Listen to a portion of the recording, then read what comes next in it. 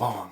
Okay, so I'm basically going to run you guys through how I got shredded, how I went from this blob and depressed guy who didn't train all the time to what I look like currently, and what I did, what I went through mentally, and how I overcame certain aspects to transform myself from that to this. Let's just jump into it. So who am I? I'm Jye. I'm a 29-year-old. I've been training for 13 years and I've been through it all when it comes to training and nutrition, and I'm here to educate and show you guys the non-complicated way on how to get into shape. Honestly, when I say I've been through it all, I've been through it all. I've done carnivore diet, keto, I've done high carb, low carb, barely any protein, all the types of different training, calisthenics, HIIT for my cardio. I've literally done it all, and I've just found simple works best. Everyone likes to overcomplicate absolutely everything when it's totally unnecessary, and anyone out there who's struggling and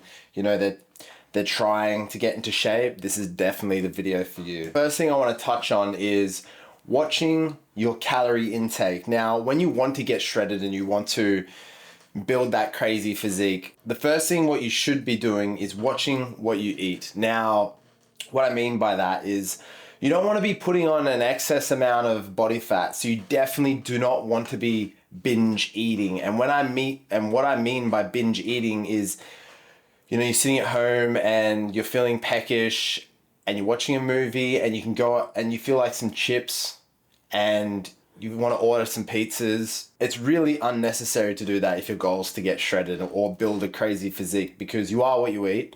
And if you're eating shit, you're going to feel like shit and you're going to look like crap. That's just the reality of it. That's why I say to a lot of people and a lot of my clients who ask me, is it okay to eat this? I say to them, is it necessary for your goal? If it isn't, don't have it. It's as simple as that. So completely avoid all junk food. What I'm not saying is don't have junk food ever again. If you could do that, that's amazing, and I would highly recommend it. But what I'm recommending is when you're trying to cut that excess body fat, I would highly recommend staying away from all junk foods, removing it from the kitchen, removing it from your cupboards. A lot of people don't realize the impact of having something in the cupboard. You will eat that. When you get to a point in your cut, when you become ridiculously hungry, you'll be looking through the pantry and temptation will most probably take over and you'll end up having that Oreo packet. So don't binge eat, avoid it completely. Get rid of everything in your cupboards that isn't going to be towards your goal. And completely eliminate all bad food. Another good thing is invest in a food scale.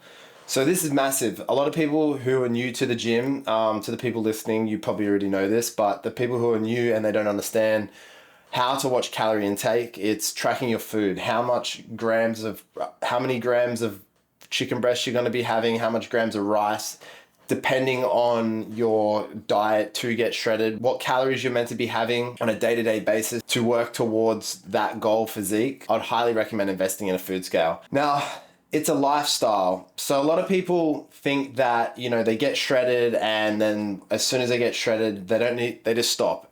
But literally, you have to keep doing it. You have to adopt the mindset of once you start, it's with you for the rest of your life. Look, you're going to have off moments where you're going to stop training or stop dieting. I hope you guys don't. But if you do, it is completely fine as long as you get back to it. But also you got to remember, we're doing this for the long haul, for the rest of our lives. So when we start dieting and attain that six pack, we don't want to get rid of it, because at the end of the day, life is so much better being shredded and jacked. Adopt that mindset when you're going into this, that you're going to be doing it forever. So don't think this is going to be short term at all. It's a long-term haul. You're going to adopt it into your lifestyle. Your life's going to completely change. You're going to have to cut a lot of things out to get where you need to be. But just remember that going into getting your dream physique, it's a challenge. It's a marathon and it's a lifestyle. For the people who don't understand about cutting and bulking, the shortest answer I can give you, our bodies burn calories for fuel. Now, if you're eating more calories than what you're burning, you're going to be putting on fat. But if you're burning more calories than you're consuming, you're going to burn fat. So usually what I do is when I'm doing a shred, and this is what this video is about, is getting shredded. Once I have my maintenance or I come off a bulk or just say I'm just starting out, I find what my maintenance calories are And you can just use that by using a calorie calculator online. This is the most simplest way to do it. Drop 500 calories. I would say take majority away of it from your fats and carbohydrates and try to leave your protein as high as possible. Now, just remember, carbs are a source of energy, so you don't want to be dropping that too low. But in a general rule, you want to start dropping a little bit of protein, high in fats, and moderate in carbs. But you just want to start off with a 500 calorie deficit from your maintenance, and then when you hit a plateau and you notice your body's not changing, you're not dropping weight, you just want to drop it a furthermore 500 or 250. It's literally that simple. But you don't want to drop it too quick, because if you drop your calories too quick, you got nothing to play. So say if your maintenance is hypothetically 3,500 and you drop it straight off the bat 2,000, and just say you hit a plateau, where can you drop from there? You can't. But otherwise you're going to have no energy. So that's why I'd recommend 500 and drop it 500 at a time and push it to the absolute max in terms of how much body fat you can shed at that deficit before dropping it furthermore 250 to 500. Now, this is just a simple rule. Don't eat junk food. It's as simple as that. The same as don't binge eat. It's the same thing here. Don't eat junk food. There's so many things you can substitute out instead of consuming crap food. So instead of going to McDonald's, honestly, just make a burger that resembles a McDonald's burger, as McDonald's as a reference, that's lower in calories, and you can put it into your macros, and that way you're not going into a surplus. And not just that, the oils they use and all the horrible stuff, there's so much information out there on what that fast food actually does to your body. There's so much information out there, but it basically rots your insides and gives you no energy and makes you look like shit and makes you all watery. So I would say completely avoid all junk food as much as you possibly can while you're trying to shred, because it's only 12 to 16 weeks of hard work, and you'll pretty much have a six pack. Majority of people, look, if you're holding a lot more body fat, that's completely fine also. But as a general rule, I'd recommend 12 to 16 weeks of not eating any type of junk food and just putting in that work and achieving that six pack. In terms of food consumption, you can pretty much consume anything and lose fat as long as you're in a calorie deficit. But that will make it a lot more difficult. You want to consume foods that are high volume and don't contain a lot of calories, that are rich in micronutrients, because the micronutrients is important. And what I mean by that is that's going to pretty much determine how you feel and how you look. And what I mean by you can consume anything, you can literally, if you just say your deficit for you to lose body fat is eating 2,000 calories and you eat 2,000 calories in chocolate, but you don't eat anything else, you will lose fat, but you'll feel like shit, your training will be off, and it will actually take you longer to burn the fat. You will lose fat overall, but it's not the most efficient method. So that's why I would recommend the foods that I eat. So my go-to foods when I'm cutting is chicken breast, lean ground beef, or for Australians, mince, white rice, and white potato. White potato is an important one. I would highly recommend using white potato on your last meal. Reason being, I think 125 grams of rice is equivalent to 200 grams of white potato, and white potato still has less calories. And spinach. You can pretty much eat as much greens as you possibly want, and that won't affect you losing fat at all. I usually eat a lot of spinach with my meals, and I add vinegar in there, and it works a charm. And I also add white potato on my last meal just to increase the volume. What I mean by volume is more of. If you can find something that's low in calories, but it's high in volume, while you're shredding and trying to lose body fat, those type of foods will be the most efficient for you over the time of you cutting. And like I was saying before, if you're eating chocolate, a block of chocolate, what's 2,000 calories, that's not really going to fill you up for the full day, especially if you've got training, you're doing the Stairmaster in the morning, a whole bunch of other stuff. So I'd highly recommend these 5 foods if you're trying to cut. And you can get creative with it. You can add spices, and it doesn't need to be bland, but we'll be talking about that in another slide. As a general rule, just when you're cutting, just say your calories are 2,500, just try to consume as much food for those 2,500 calories that fit your macros, and make sure that it's got a lot of good micronutrients in it as well, because you don't want to be eating a bunch of bread thinking that it's healthy and it's going to make you feel good, because look, you'll probably end up burning fat, but you'll feel like shit in the process. And the whole thing is you want to feel amazing and look amazing. Training splits. So when it comes to training splits, there's so much information out there in terms of what to do, what not to do. Now, I just like to keep it simple. Some months I like to do bro splits, and what bro splits are, to people who don't know, it's just pretty much Monday chest, Tuesday back, Wednesday legs, Thursday shoulders, Friday arms, and then Saturday, Sunday you can rest. You can sometimes put a wet rest day in between Wednesday and Thursday and train Saturday and rest Sunday. But as a general rule, it's training a body part a day with 2 days rest. Some people train 6 days, depending on what their goals are. I'd highly recommend having rest days because you're not actually building muscle while you're on a training day. So I'd recommend 2 days minimum of rest per week if you're looking at trying to keep muscle mass. And then there's the push-pull legs, which I recommend to the majority of people because I personally think that it will build an overall better looking physique. If you start doing this in the beginning, you'll be more proportioned. But again, it's totally up to you. That's just my own personal opinion. But for people who don't know, the push-pull legs is Monday. You can either do back and biceps at the beginning, but this is how I like to run it, is Monday, chest, shoulders, and triceps, Tuesday, back, biceps, Wednesday, leg, quads dominant. So I like to split my leg days up. So I like to do a day that's quad dominant, and then I like to do a day that's hamstring dominant. So I do legs twice a week. Then Thursday, I like to rest. Then Friday, I do arms. Saturday is the leg day, hamstring dominant day, and then I have a rest Sunday, which puts me back to Mondays. In terms of what to choose and what's wrong or right, there's no wrong or right way. You can choose either. So don't overcomplicate it. I'd highly recommend as well just trying both and see what works best for you.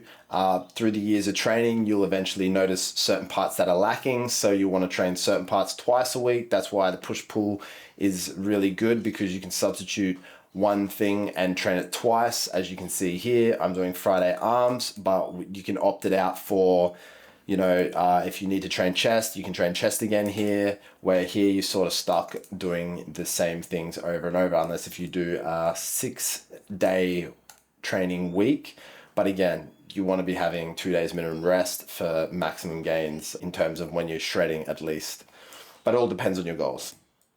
Cardio. So cardio is such an overlooked thing. A lot of people don't actually like doing cardio, but it is literally the key to getting shredded. This is one thing that I tell absolutely everyone. Don't overlook 10,000 steps a day.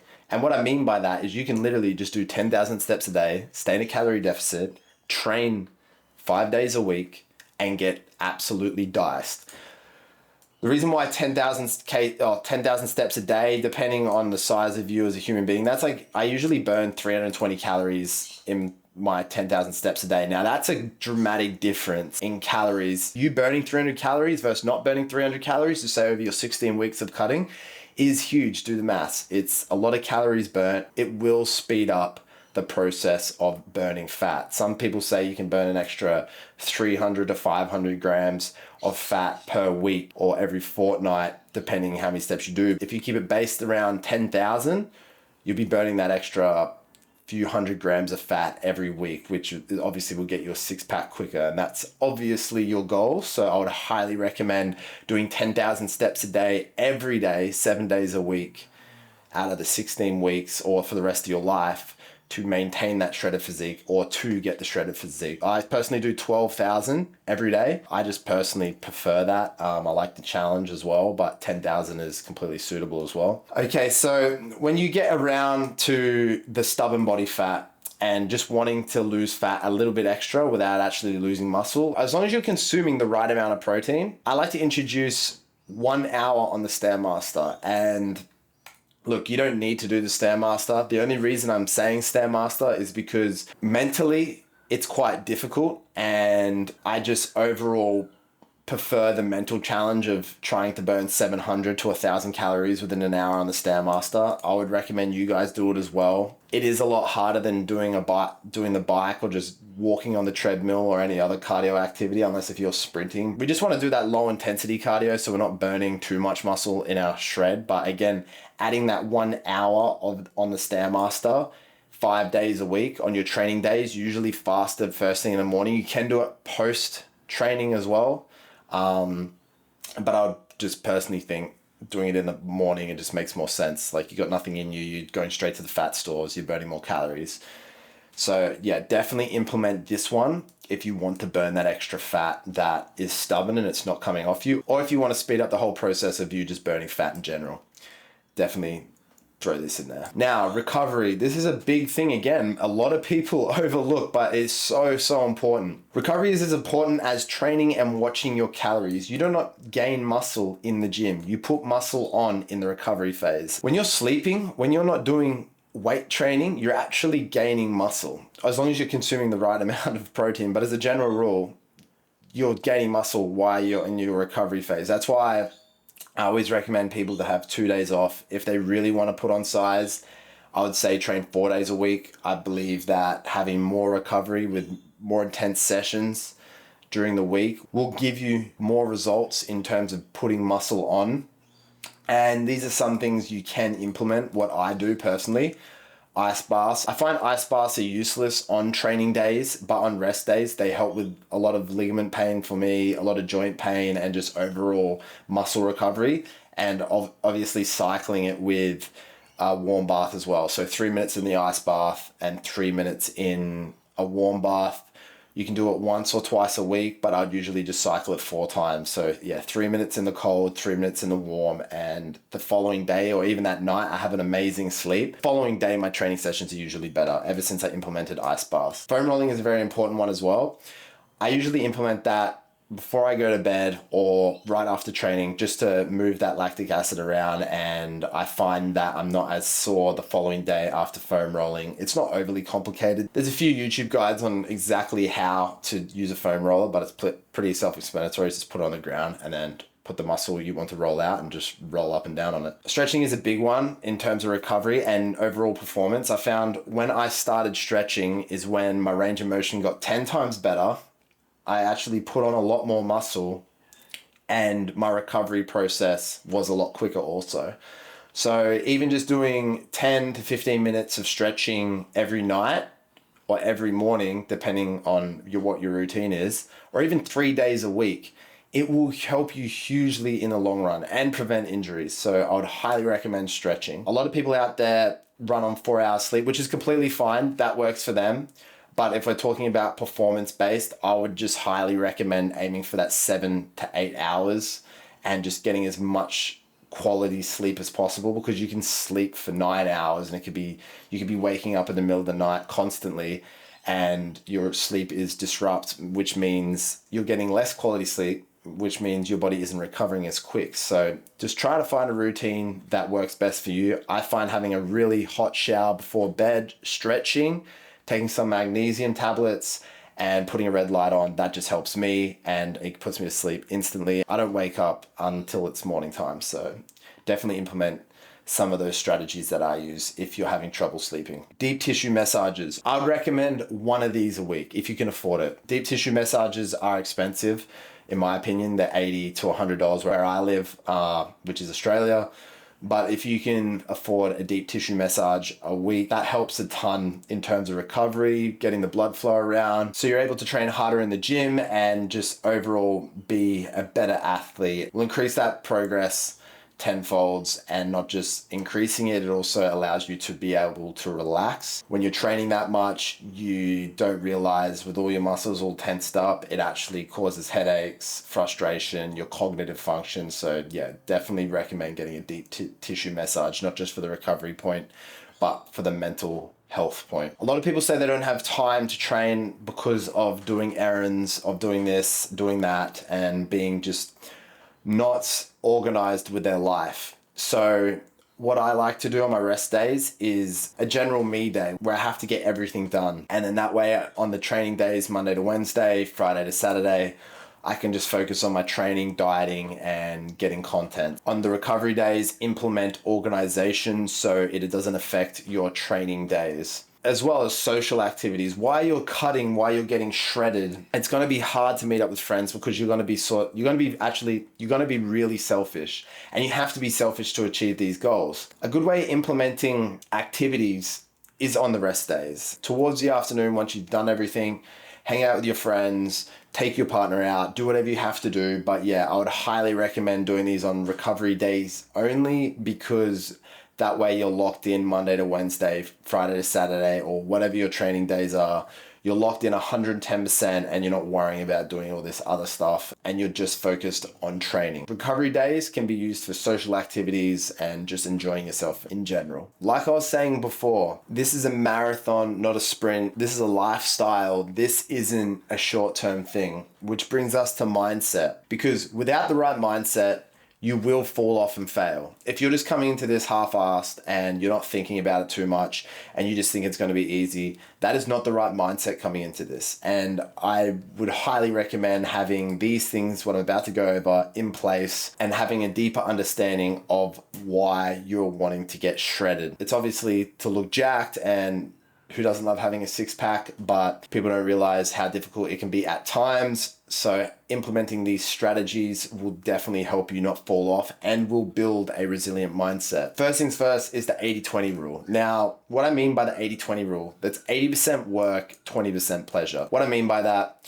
is, just say you've dieted all week and it's coming to the Sunday, and you're like, okay, this is getting tiring now, I'm over dieting, because everyone has it. I don't care who you are, when you're dieting, there becomes a point where you don't want to do it anymore and you want to cheat on your diet. What I was saying before about not binge eating and eating junk food, you can always implement different things instead of junk food. What I like to do is I'll go eat sushi, but I'll watch what I'll eat, but I'll go out and I'll take a friend out, or I'll just go by myself and I'll sit there and enjoy the moment and eat a bunch of sushi that's calculated.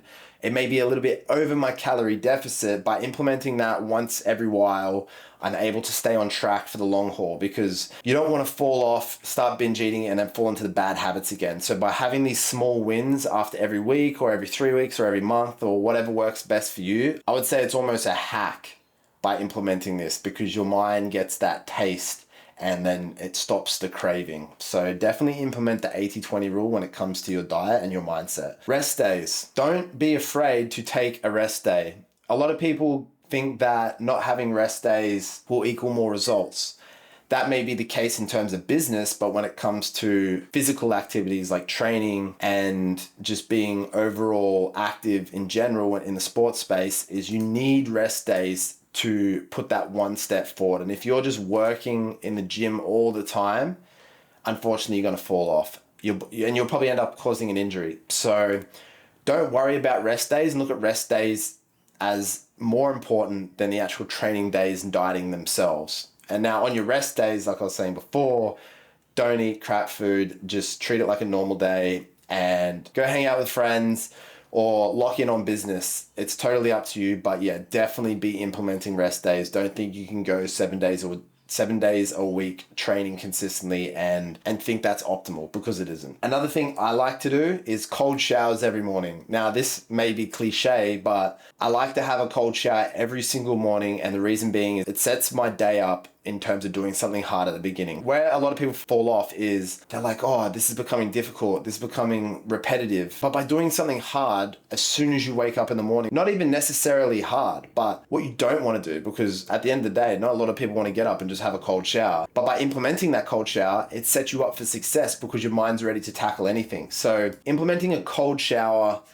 every single morning will definitely help with your progress. As much as you don't think it will, it will. Trust me, I've trial and errored this, and a lot of my friends have, and a lot of people I know in general, and they all say that it works towards building a stronger mindset, which will lead to discipline, which will lead to long-term success. Having smaller goals. So obviously your goal is to get a six-pack. We get that. But implementing smaller goals and smaller wins throughout that process over the 12 to 16 weeks to attain your six-pack, having these smaller goals will help you see results, and you won't be looking at yourself in the mirror thinking you haven't achieved anything. Now, a small goal is as simple as 90 days of cold showers.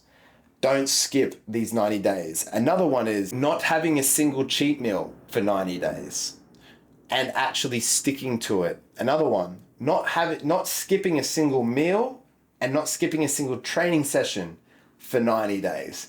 So by having these small goals, when you achieve them, you're like, I'm actually achieving something here. And then you're more focused on the smaller goals, and then the big goals will just happen. And then when you actually get to the big goal, you don't even realize you've actually achieved it in such a short amount of time, because you've been so fixated on these cool mini goals that you've set on a week to week basis. You don't even realize, but you're setting yourself up to be the most disciplined version of you. I would highly recommend having smaller goals to your bigger goal. So that's what brings us into having a goal. And having a main big goal is probably one of the most important things, because a lot of my clients and a lot of friends who come to me and they say, how can you stay shredded year round? How can you do this? How can you never fall off your diet? And that's because I have a goal. I have a big goal, and I have this vision where I want to be and what I want to look like and how I want to feel. And that is why I don't cheat on my diet. I don't cheat on my training. I never skip a day, and I'm always in, day out. And having that purpose and having that goal is what will create the discipline that you will need to keep this up for the rest of your life. Before you start this journey, write down a big goal. It doesn't matter what the goal is to anyone else. As long as it has meaning to you, that's all what matters. And that will give you direction. So having the goal will give you direction to where you need to go. This just feeds into each other. And that's why having a goal, having a direction, and knowing why you are doing this is the three big elements that will give you a new mindset that will allow you to obtain a crazy physique. Because it's not the physique that matters. It's the man you become achieving the physique what matters the most. So just remember that next time you're getting shredded. It's not about the six pack, it's about you becoming a better version of yourself. These are just little keys that I like to implement that help me stay on track. Sugar-free jelly is a game changer. It doesn't put on water, it doesn't put on fat, it literally just tastes good and it kills those cravings. 10 to 12,000 steps, people don't realize this and it's overlooked, but you don't even need to do anything else besides from train and do 10 to 12,000 steps a day and be in a calorie deficit, and you will get a six-pack over time. Fasting is a big one. So waking up in the morning, doing fasted cardio, and not eating straight away. I'm able to get into a better workflow state, and I find by doing that over a longer period of time, I see quicker results. Now, that might not be for everyone, but for me, I find fasting for about 4 hours in the morning, that helps me in terms of getting quicker results in burning the fat. I won't go into this too heavily, but the carnivore diet, you will end up losing muscle on the carnivore diet, but you will get extremely lean and lose a lot of body fat extremely quick. Obviously, it comes up with its risks. Everyone responds to it differently, but a carnivore diet is very helpful if you don't care about too much muscle and you just want to get shredded in general. White potato, a lot of people forget about it and they just have white rice. Less calories, more volume equals you're going to be more full and you're not going to be as hungry as eating other carbohydrates. Like I was saying in the macro section, you just want to consume foods that are high in volume, low in calories, so it keeps you fuller for longer. That's literally it.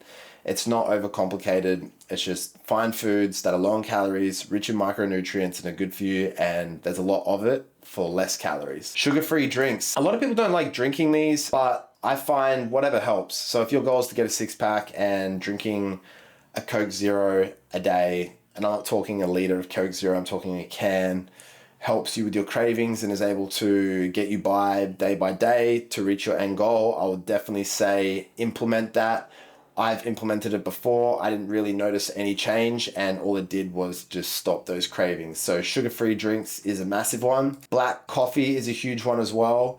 That gives you just more energy and also stops those hunger cravings. So throughout the day, if you're getting hungrier and you're thinking, oh, how can I stop these cravings without consuming any calories? Black coffee's a key, and I just add 2 scoops of stevia in there as well. So black coffee is a shred hack. What people don't really realize that it actually has a hunger suppressant in there. Apple Watch. It's not really a hack, but I do have an Apple Watch, and I use it to track absolutely everything. My heart rate, my steps, how many calories I'm burning on a day-to-day basis. It's a really good piece of equipment to have. It doesn't need to be an Apple Watch, but a device that you can use to track your day-to-day results, to give you more of an understanding of how many calories you're consuming to how many calories you're actually burning. So it's a good tool, and it's always good to see what you're doing during the day. Prep your meals in advance for activities and emergencies. So always have some emergency meals in the fridge. That way you're not running into a emergency where you're looking around and there's nothing to eat, and the only thing that's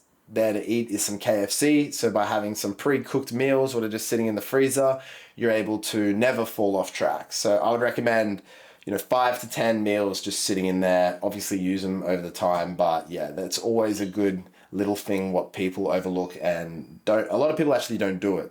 So I'd recommend doing it if you don't want to fall off track. And seasonings, don't be scared to put seasonings on your food. So when you're dieting, a lot of people think, oh, just plain chicken and rice. You don't need to do that. When you're going into a bodybuilding competition where sodium matters and you're at that 4 weeks out and you're watching every little bit what goes into your body and how your body's reacting to it, if you're not a bodybuilder, it doesn't matter. If you're just trying to get a six-pack, seasonings are fine as long as you're not pouring a ridiculous amount on there. Through the years of me dieting, I put on so much seasoning on my chicken and it hasn't really showed a difference. The only time where salt has played a difference, again, is when I competed. I got to such low body fat that it didn't matter what I consumed, it would make my body hold water, and you would notice a complete difference in the physique from how much sodium I consumed during that day or that meal. So that brings us to the end of it. That's my approach to get shredded. If you follow these simple steps, you will get that six-pack. Just remember, it's a lifestyle. We're not doing this for the short term. As soon as you stop doing these things, you will put on fat and you will lose your physique. Till next time, guys, if you enjoyed this,